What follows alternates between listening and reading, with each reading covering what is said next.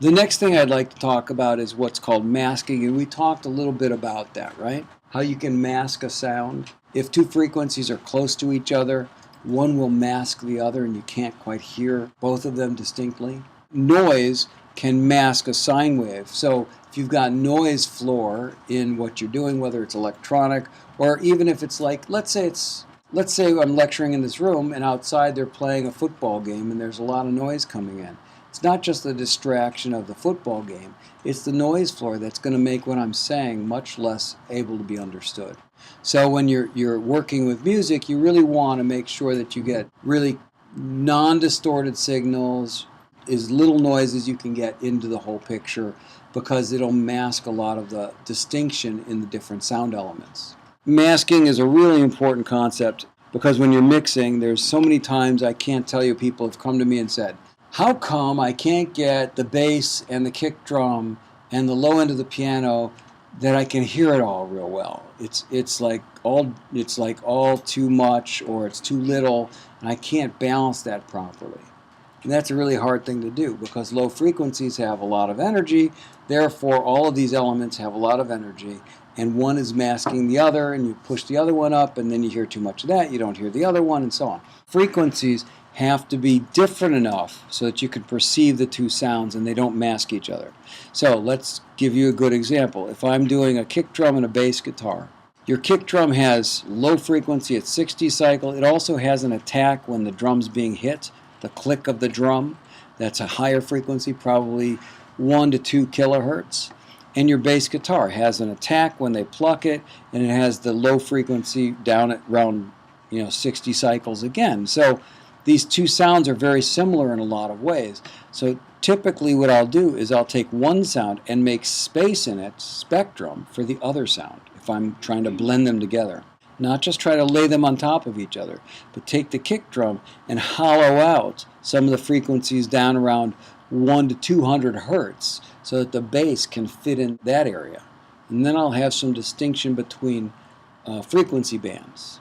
And then I'll be able to hear the kick and the bass together at equal levels, working together to make one low-end picture rather than both of them competing for the same space. Critical bands are really important, and I'm sure that everybody that's worked with some sort of a digital recording device has looked at EQs. They all have like high frequency, mid frequency, low frequency, or 4-band, 5-band, 7-band, and they break up the spectrum into different regions.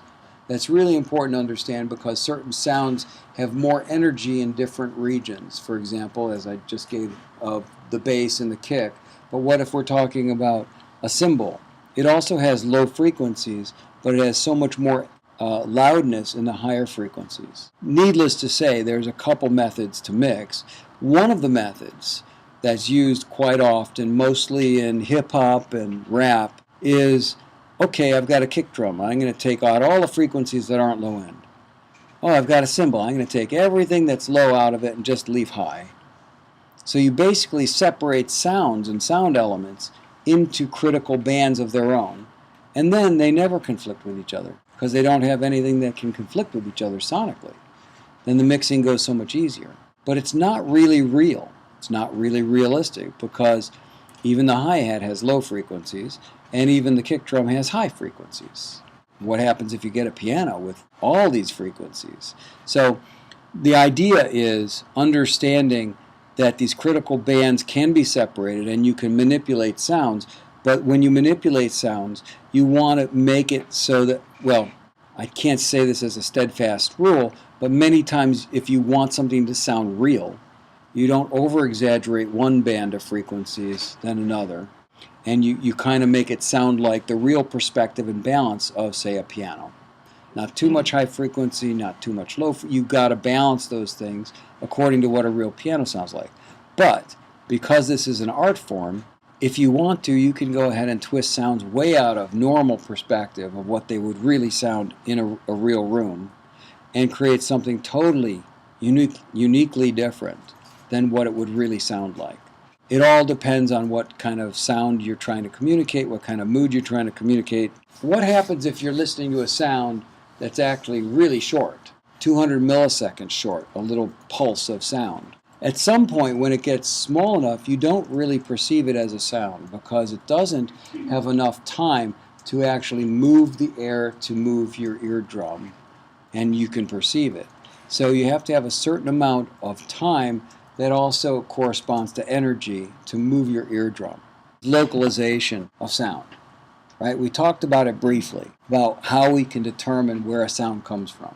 Has anybody thought about how we can determine where a sound comes from and how important it is? Not only perhaps when we were cavemen back in our survival, right? Because we hear, oh, there's danger, we better run the other way.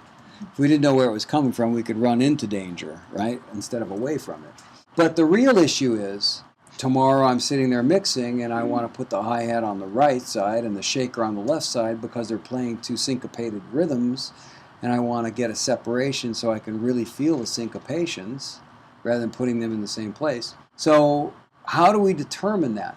Very, very interesting. So the reason we have two ears is for localization of sound. If we had one ear, we could only hear in mono. We couldn't tell direction. Just like two eyes allows us to see in perspective. We get two different views of the same subject, and our brain puts it together into 3 dimensions, right? Same thing with hearing. So when I'm standing here talking to you and somebody out there is making noise on the other side of the door, I know it's coming from that side because sound comes through, hits this ear first, this ear second, and my brain calculates the phase difference between the sounds and says, oh, it's coming from there or there. And our positioning is very, very good.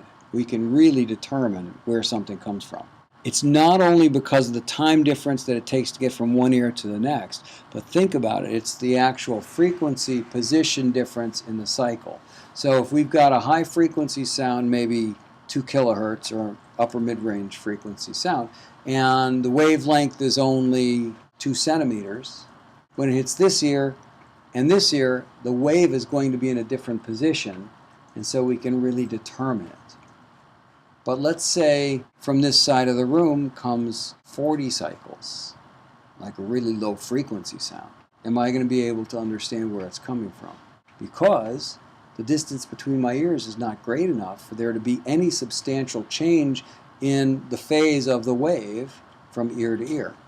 But let's take a hypothetical for a second. Let's pretend I'm an elephant and my head's 10 feet long or wide and my ears are 10 feet apart. And 100 cycles at 100 hertz is about 20 feet. That means that I'll be able to determine direction at 100 cycles because this ear is going to perceive it in one part of the cycle and this ear is going to perceive it at a different part. So I can hear directionality down to lower frequencies. Now I've got a theory, and this isn't proven, but this is just my own personal theory, so take it for what it's worth.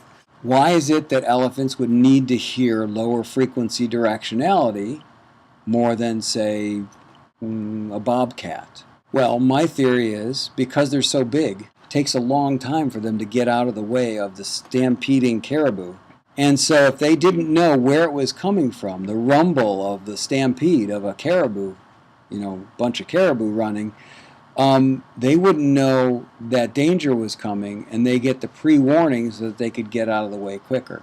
The smaller the animal, the smaller the ear distance, they don't know directionality except at higher frequencies, and so they don't really know where it's coming from until you can hear the high frequencies of a sound. But they're so small, they're agile. They can run fast or jump into a tree or get out of the way fast. But it makes sense to me that if I was in the jungle and I saw the elephants running that way, I'd be following them, right? Because they'd know before I did that there was danger. So it's the width of your head that matters. Now look around the room. We all have different size heads. So we all have different directionality. I mean, generally speaking, we can't as humans hear directionality down below, say, 70 hertz or something like that. It's, 100 hertz. And that means that when you put a subwoofer into your speaker system, you don't need to place it anywhere specific. Subwoofers are non-directional because they're low enough frequencies that we can't tell where it's coming from. Put it behind me, put it in front of me, put it over there. I won't even know. I'll just hear low frequency. But high frequency, we can really determine where it's coming from. Therefore, this all translates into how I mix. So when I was mixing Madonna records, we have kick and snare and bass all in the center between the two speakers, because you can't tell where it's coming from anyway. If I pan the bass to the left, I wouldn't know it's coming from the left because I can't hear where it's directional. But shakers and hi-hats is where we get all of the syncopation of the rhythm, and those things you pan hard left and right, because then your ears can actually perceive one rhythm coming from here, one rhythm coming from here, and them complementing each other. So when you mix, I generally think of low frequency information centered, lower mid-range information left, upper mid-range information right. So if I've got a guitar that's picking some notes, I'll put it a little right, I'll put a piano a little left, and then super high frequencies like shakers, tambourines, and hi-hats and stuff I put further, right? Because that gives a better imaging and uses the space more efficiently.